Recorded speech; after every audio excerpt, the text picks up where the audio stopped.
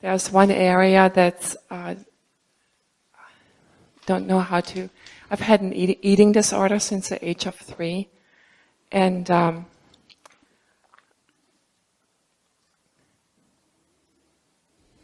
it's a lot better. It comes and goes. It disappears completely, and then it comes back. And I just wanted to find out, how do I?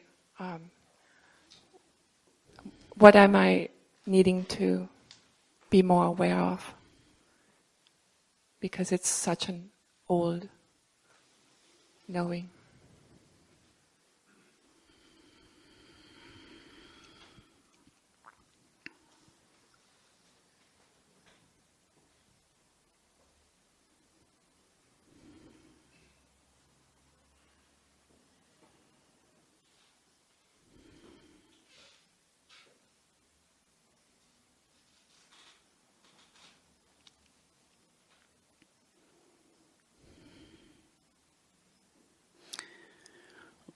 When you first feel the impulse to engage in your eating disorder, whether it's anorexic or bulimic or whatever it is for you, just before you fulfill that impulse, just before you do what the feeling wants you to do, pause.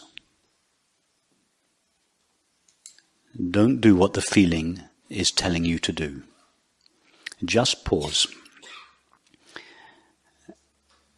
And allow the feeling, which is by definition uncomfortable, to come to the surface. Now, the motivation to engage in your eating disorder is the motivation to avoid this uncomfortable feeling, to make it better through eating too much or too little or whatever it is. So when you don't do what this feeling tells you to do, there will be a little rebellion in you.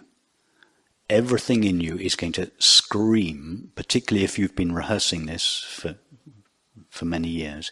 Everything in you is going to scream, I can't bear this feeling. Please relieve me through whatever it is. So you have to be courageous here.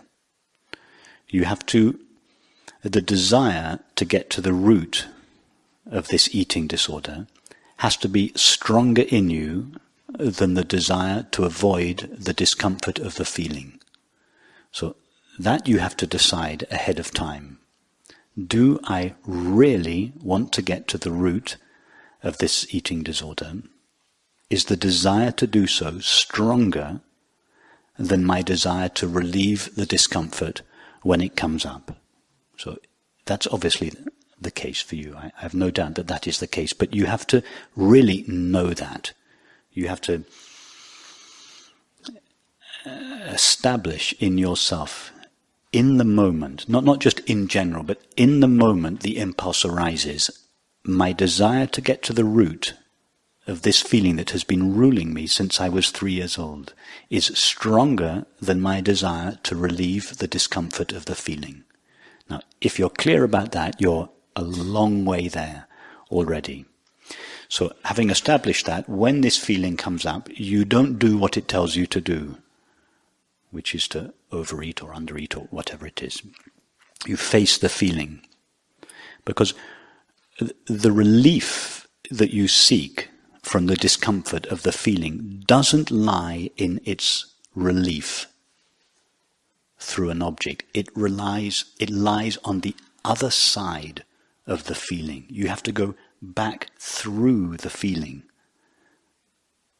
The relief, which is the experience of peace or happiness that you are seeking through this bulimic or whatever it is activity, what you're really seeking is not relief from that particular feeling. You're seeking the happiness, the peace that lies at the heart of that, and indeed all feelings.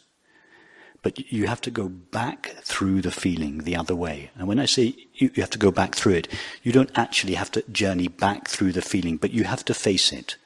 You have to turn round. Instead of going outwards towards the object, whatever that is for you, you have to turn around the other way, face the feeling, and that's really enough, just to face it. Be very careful that you don't turn what I'm saying now into a subtle practice which is designed to get rid of the feeling. That would be a very subtle way that the separate self appropriates what is being suggested here and uses it to perpetuate its activity of avoidance. Are you saying that I could absorb, let it come into my awareness, absorb into my awareness, or cover it outwardly?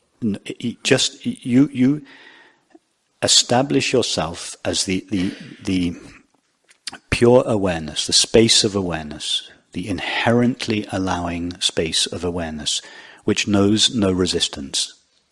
So the feeling itself is not a problem for awareness, because awareness doesn't know resistance.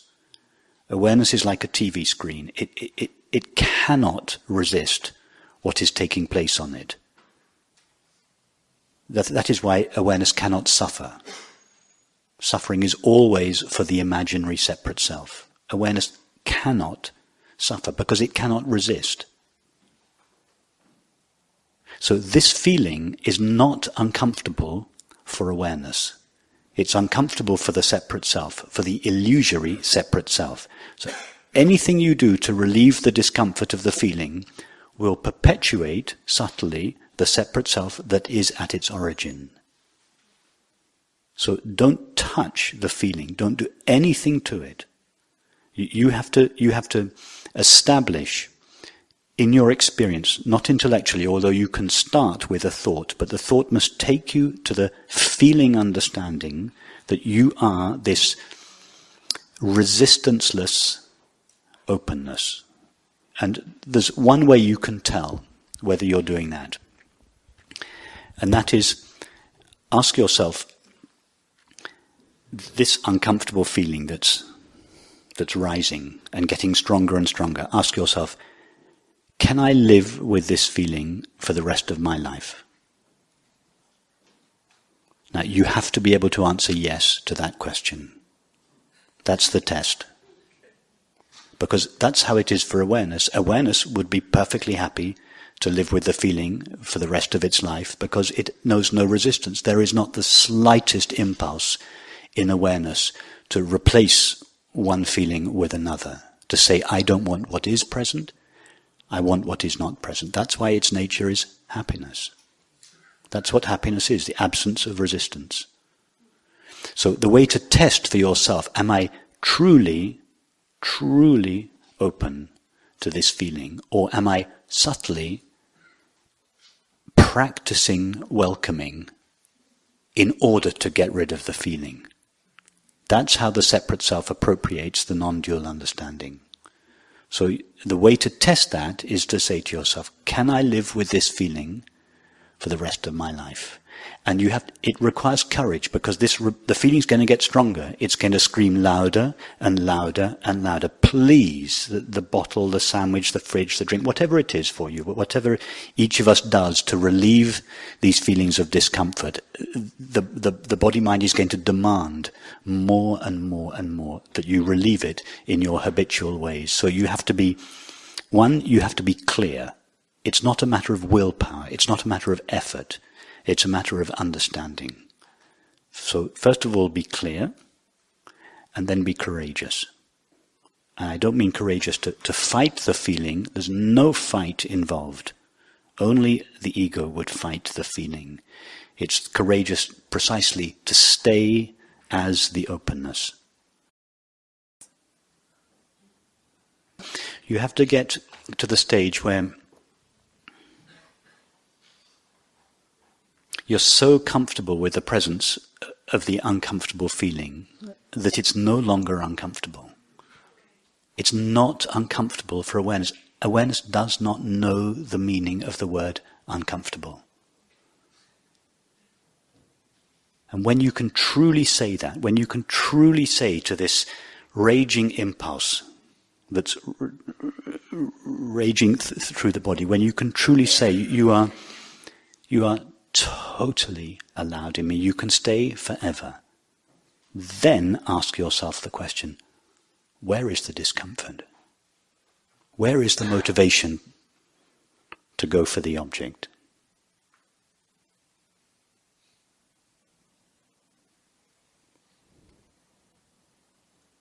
So clarity first, and then courage. Thank you very much. It's very clear.